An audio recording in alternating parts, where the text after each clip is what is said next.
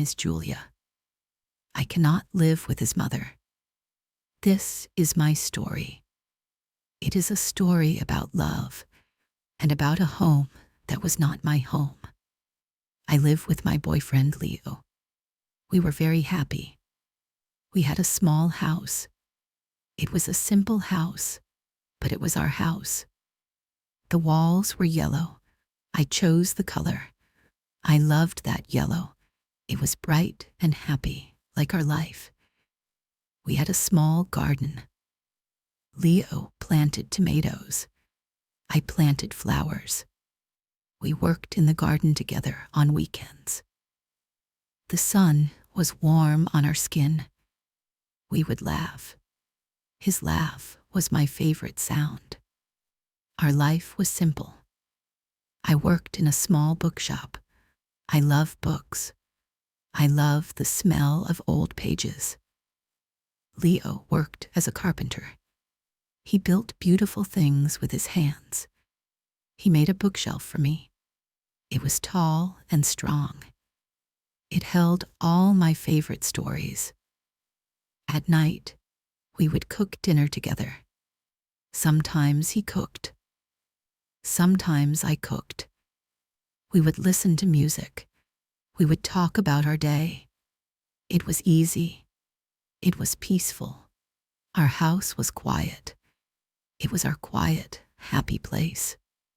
I thought our life would always be like this. I was happy. I felt safe. I loved Leo, and he loved me. We were a team. We were building a life together, piece by piece, like building a house, a strong house, a house filled with love. Then everything changed. One evening, Leo came home. He looked sad. His face was full of worry. I asked him, "What is wrong, my love?" He sat down at our small kitchen table. He held my hand. His hand was cold. He said, "My mother is coming to live with us." His words were quiet, but they were very loud in my head. His mother. Her name is Alina. I had met her a few times. She was a strong woman. She had a loud voice and strong opinions. She lived in another city, far away. I did not know her well. Leo said, "It is just for a little while." She sold her house. She needs a place to stay. She will find a new apartment soon. I looked at Leo's face. He looked so sad for his mother. He loved her very much. I loved him. So I wanted to help. I wanted to be a good partner. I wanted to make him happy. I smiled. It was a small smile, a fake smile. But I smiled. I said, "Of course, she can stay with us. Our home is her home." I did not know it then. But those words were a big mistake. A very big mistake. Our quiet, happy life was over. The storm was coming. And the storm's name was Alina. She moved into our house last month. I remember the day she arrived. A big car stopped in front of our small house. Alina got out. She was dressed in dark clothes. She did not smile. She looked at our house. She looked at our small garden. Her eyes were sharp. They were critical. "It's very small," she said. Her voice was flat. Those were her first words. Not hello. Not thank you for having me. Just, "It's very small." I felt a little cold inside. This was my home. I loved this small house. But she made it feel like it was not good enough. Leo carried her bags inside. She had so many bags. Our small guest room was suddenly full of her things. Her clothes, her pictures, her life. It felt like her life was taking over our life. The first few days were strange. She was quiet. She watched me. She watched everything I did. When I was in the kitchen, I could feel her eyes on my back. When I cleaned the house, she would check the surfaces after me.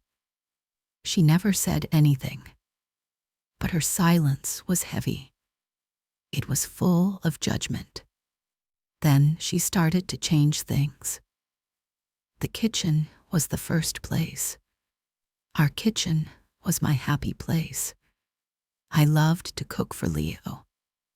But suddenly, it was not my kitchen anymore. It became her kitchen. She woke up very early.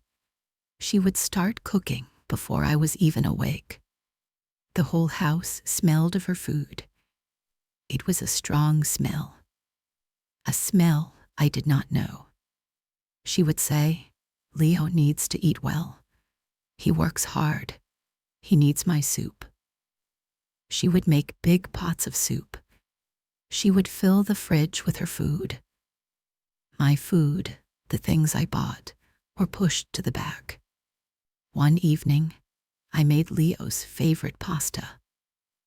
I was excited. I wanted to have a nice dinner, just the three of us. I set the table. I lit a candle. I wanted it to feel normal again. Alina came into the kitchen. She looked at the pasta. She frowned. "This is not healthy, Julia," she said. "Too much oil. Leo cannot eat this." Before I could say anything, she opened the fridge. She took out her soup. She heated it up. She put a big bowl in front of Leo. "Here, my son," she said. "Eat this. It is good for you." Leo looked at me. His eyes were sad. He looked at the pasta I made. Then he looked at his mother. He picked up his spoon. He started to eat her soup. He did not touch my pasta. He ate the soup to make his mother happy. I sat there. I felt so small. I felt invisible. I ate my pasta alone. It tasted like nothing. The candle flickered on the table. Our dinner was not happy. It was silent. It was cold. From that day, I stopped cooking dinner. What was the point? The kitchen was her space now. She controlled the food.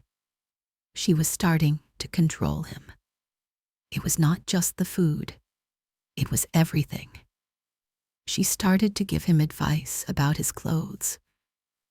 One morning, Leo was getting ready for work. He put on a blue shirt. It was my favorite shirt on him. Alina saw it. She shook her head. "No, Leo, not that shirt. The color is wrong for you. It makes you look pale." She went to his closet. She picked out a gray shirt. "Wear this one. It is much better." Leo looked tired. He did not want to argue. He took off the blue shirt. He put on the gray shirt. He looked at me as he left. He gave me a small, sad smile. But he wore the gray shirt, her choice. Not his choice. Not our choice. I felt like I was losing him. The Leo I knew was disappearing. He was becoming his mother's son, not my partner. He was quiet. He was tired all the time. The arguments started. Not big fights. Just small, sad conversations. "Leo, why did you let her do that?" I would ask at night, in our bed. It was the only place we could talk alone. "She is just trying to help Julia," he would say. "She is my mother. She means well. But this is our home, Leo. She is changing everything. It's just furniture, Julia. It's just a shirt. It's not important, but it was important. It was very important. It was a sign that we were losing control of our own life, our own home. One weekend, I went out to see a friend. I was gone for a few hours. When I came back, the living room was different. Our comfortable, old sofa was pushed against a different wall. The small table Leo made was gone. In its place was a large, dark table. It was Alina's table. It had come with her things. Our bookshelf, the one Leo made for me, was in a dark corner. It was hard to see my books. I stood in the doorway. I could not speak. My heart was beating so fast. Alina was sitting on the sofa. She was reading a magazine. She looked up at me. She smiled. It was a strange, cold smile. "It looks much better now, don't you think?" she said. "The room feels bigger." She did not ask me. She did not talk to Leo. She just did it. She changed our home. The home we made together. I looked for Leo. He was in the garden. I went outside. My hands were shaking. "Leo, did you see the living room?" I asked. He did not look at me. He was looking at his tomatoes. "Yes," he said quietly. "Why did you let her? You made that bookshelf for me. It was special." He finally looked at me. His face was full of pain. "What do you want me to do, Julia? Fight with my mother over a table? She is old. She is alone. Just let it be. It is easier this way." "Easier for who, Leo?" I asked. My voice was quiet, but I was so angry. "It is not easier for me. I feel like a stranger in my own house. This is not our home anymore. It is her home." I went to our bedroom. I closed the door. I sat on our bed. I looked around. This one room. This was the only space that was still ours. Everywhere else in the house, I felt her. Her things, her smell, her rules. I started to spend more and more time in our bedroom. I would read books. I would listen to music with headphones. I wanted to escape. I wanted to be alone. I used to love our little house. Now, I felt trapped in it. I was a prisoner in my own home. Alina started to talk to Leo about me. I would hear them talking in the kitchen. Their voices were low. But sometimes I could hear my name. She was planting seeds of doubt in his mind. She was building a wall between us. A wall made of her words. One evening, I was coming home from work. I was tired. I opened the front door quietly. I heard them talking. I stopped. I listened. It was Alina's voice. It was soft, but sharp, like a knife wrapped in silk. "She is not the right woman for you, my son," she was saying. "She works too much. She is not a good homemaker. You need a woman who will take care of you. A woman who will put you first." My blood went cold. I could not breathe. I was standing right there by the door. Then I heard Leo. His voice was so tired. "Mama, please. Julia is a good person. I love her." "Love is not everything," Alina said. "You are my son. I know what is best for you. This house is not happy. You are not happy. Maybe you should think about your future. Maybe you should leave her." Leave me. The words hit me like a physical blow. She tells him to leave me. My mind started to spin. I felt sick. I am losing my mind.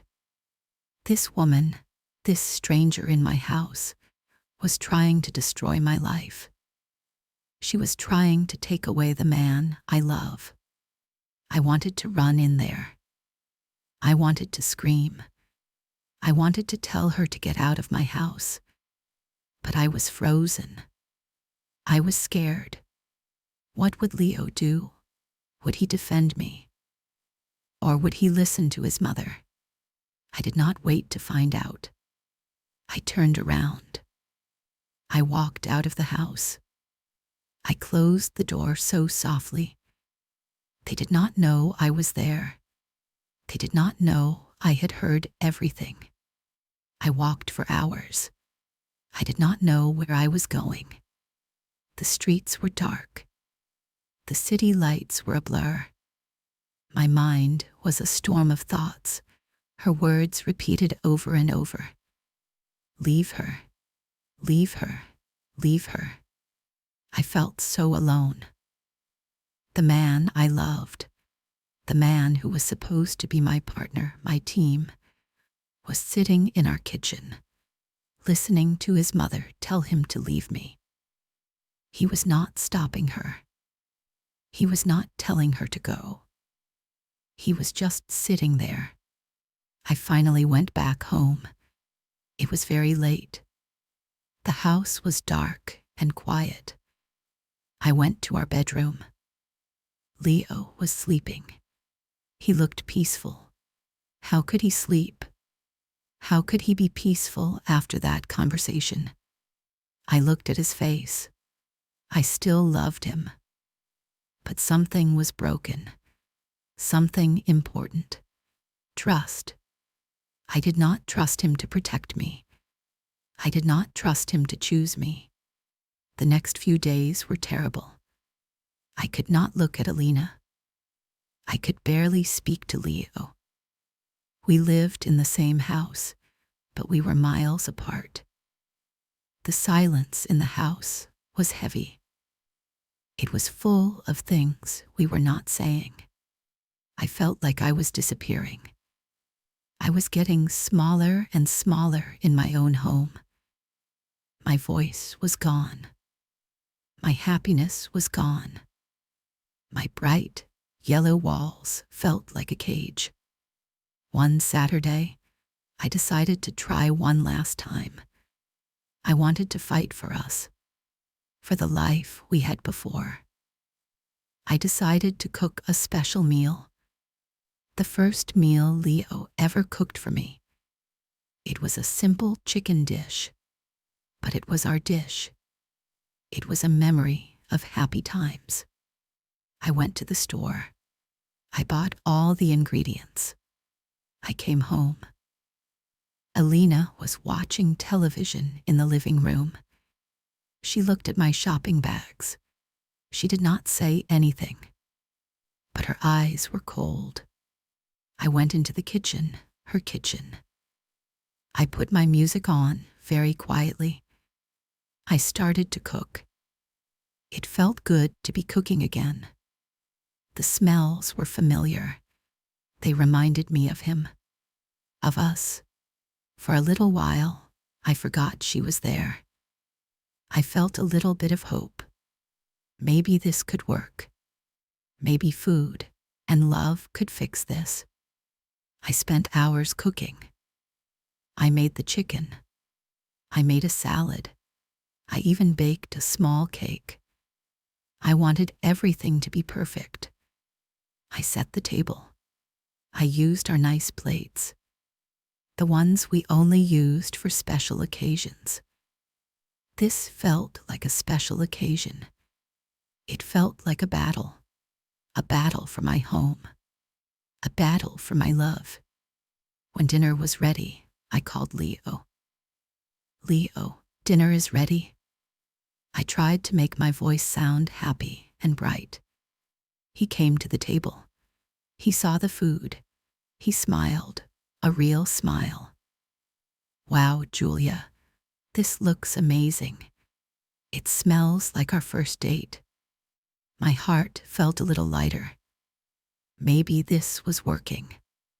Then Alina came to the table. She looked at the food. Her face was like stone. "What is this?" she asked. "I already made dinner. I made a healthy stew for Leo." She went to the kitchen. She came back with a bowl of her stew. She put it in front of Leo. "Eat this, my son.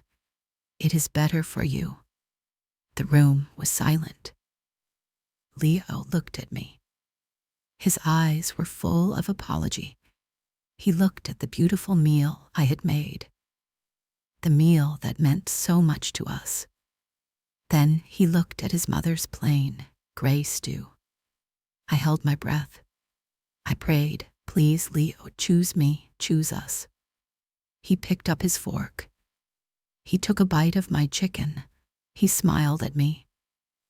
"This is delicious, Julia. Thank you." For a second, I thought I had won. My heart jumped with hope.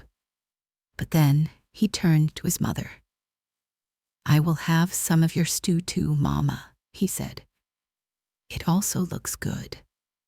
And so he ate both. He ate my meal of love and memory. And he ate her meal of control and duty.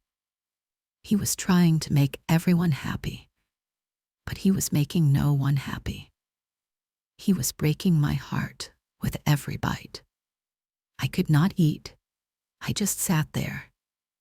I watched him switch between the two plates, between the two women, between the two lives.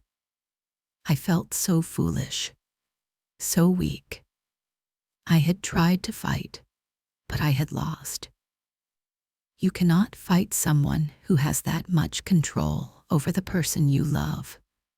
After dinner, I cleaned the kitchen alone. Alina went to watch her television shows. Leo went to the garden. He said he needed some air. As I washed the dishes, a tear fell down my cheek. Then another. Soon, I was crying silently over the sink. I was crying for my lost home, for my lost love, for the happy, simple life that was gone forever. That night, I knew. I knew with a terrible, clear certainty. I cannot live with his mother. I cannot live like this. I was not just losing my mind.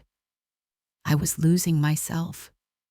And I had to get myself back, even if it meant losing him. I went to bed, but I did not sleep.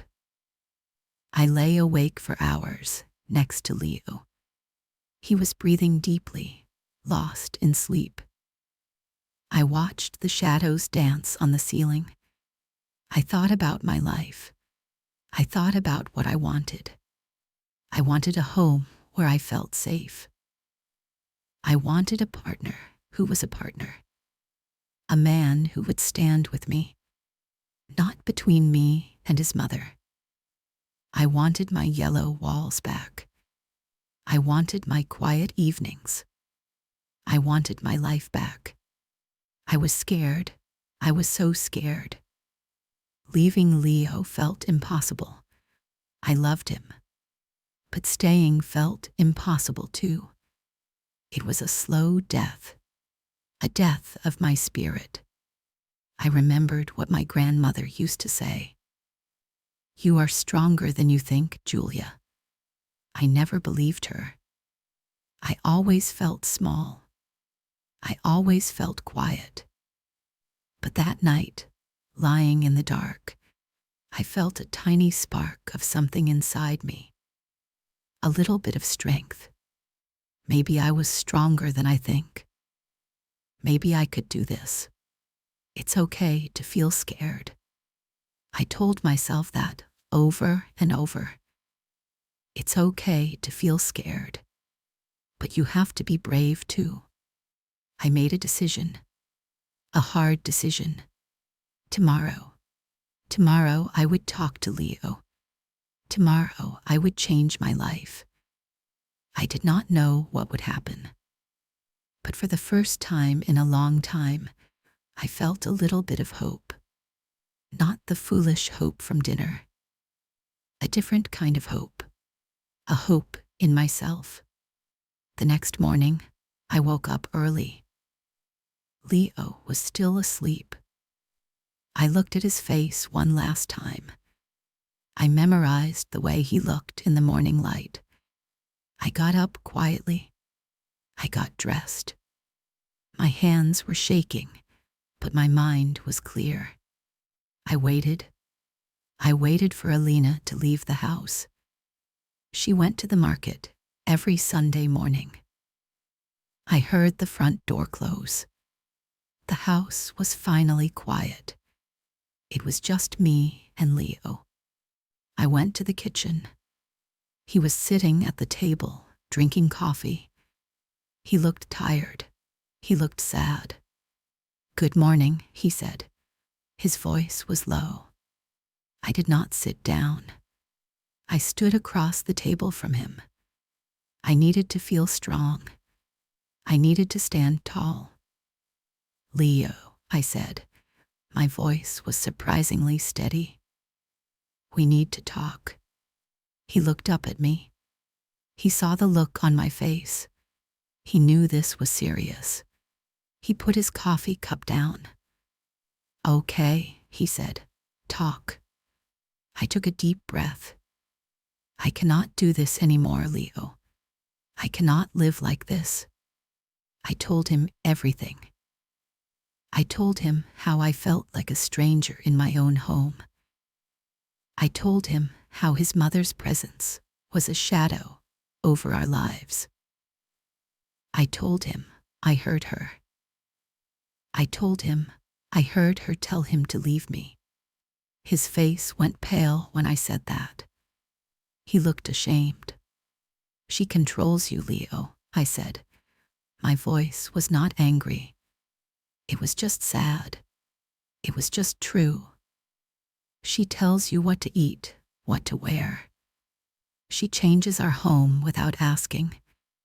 And you let her. You let her do all of it." "I am losing myself here," I continued. "I am not the happy person I was.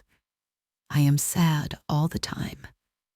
I feel alone, even when you are right next to me. This is not a life, Leo. This is not a partnership." He just looked at me. He did not say anything. He was listening. Finally, he was really listening. Then I said the hardest words. "I cannot live with your mother anymore. I love you, Leo. I love you so much. But I love myself too. And I have to save myself. So you have to make a choice. It is her or it is me." Tears were in his eyes. He stood up. He walked over to me. He tried to hold me, but I stepped back. I could not let him touch me. I needed to stay strong. "Julia," he whispered, "I am so sorry. You are right. You are right about everything." His voice was broken. "I know she is difficult. I know I have been weak. I was so scared. I was scared of hurting her. She is my mother. She has no one else. I did not want her to be sad. But I did not see how sad I was making you. I was a coward." He was crying now, real tears. I had never seen him cry like this. "I was trying to keep the peace," he said, "but I destroyed it instead. I destroyed us." "Is it destroyed?" I asked, my voice barely a whisper. "No," he said, shaking his head. "No, I will not lose you, Julia. I will not let her break us apart. You are my life. You are my home, not her." He looked at me, and in his eyes, I saw the man I fell in love with. The strong, kind man who built me a bookshelf. He was still there. He was just lost for a while. That evening, Leo talked to his mother. I went to our bedroom. I closed the door, but I could still hear them. I sat on the bed, my heart pounding in my chest. This was it, the moment of truth. Their voices were loud. Alina was angry. I heard her crying. I heard her shouting. She was saying I was a bad woman. She was saying I was turning her son against her. But then I heard Leo's voice. It was firm. It was strong. "This is my home, Mama," he said.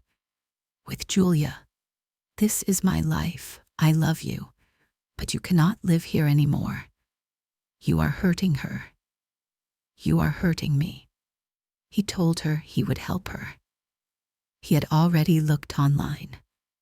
He had found a small, nice apartment for her. It was in a building for older people. It was close by. He promised he would visit her every week. He would help her with money. He would always be her son. But he would not be her partner. I was his partner. The fight went on for a long time. But Leo did not back down. He stayed strong. He chose me. He chose us. The next few weeks were not easy.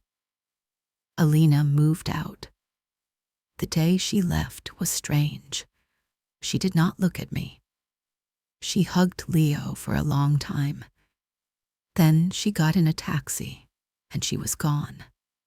The house was so quiet, too quiet. It felt empty. It felt sad. Leo was sad. He missed his mother, even though she made our life hard. I understood. It was a difficult situation for him. But slowly, very slowly, our house started to feel like our home again. We moved the furniture back. Our old, comfortable sofa went back to its favorite spot. The dark table was gone, and Leo brought my bookshelf out of the corner. He put it back in its place, in the sunlight. I put all my books back on the shelves. Seeing them, there made me feel happy. It made me feel like myself again. We started to cook together again. We made our favorite pasta. We sat at our small kitchen table. We lit a candle. And we talked. We really talked. We talked about our feelings. We talked about our future. There were no secrets. There were no silences. Leo was different. He was stronger. He was more honest. He told me he was sorry every day for a long time. I told him we had to move forward. We had to build our life again. A stronger life this time. I learned so much from this time. I learned that sometimes love is not enough. You need respect.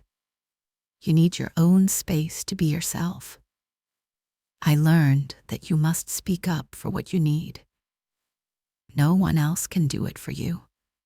Your voice is important. I also learned that I am strong. I am not a small, quiet person. I have a fire inside me. I can fight for my happiness. It was the hardest thing I have ever done. But it was also the best thing. It made me strong. And it made our love stronger. Now our life is simple again. It is quiet. It is happy. The yellow walls are bright again. The garden is full of flowers and tomatoes. Leo and I, we are a team. A real team. We face problems together. Leo sees his mother every weekend. Their relationship is better now. She has her own life, and we have ours. Sometimes she is still difficult, but now it is her problem, not our problem. Leo handles it. He protects our home. He protects me. If you are listening to my story, maybe you feel stuck. Maybe you feel like you are losing yourself. I want you to know something. It is okay to feel scared. It is okay to feel weak. I felt those things too. But you are stronger than you think. You have a voice. Use it. Your happiness is important. You deserve to feel safe and happy in your own home, in your own life. It might not be easy to make a change. It might be the hardest thing you do. But you can do it. You can find your way back to yourself. You can do this too. Keep going. Never give up on your own happiness.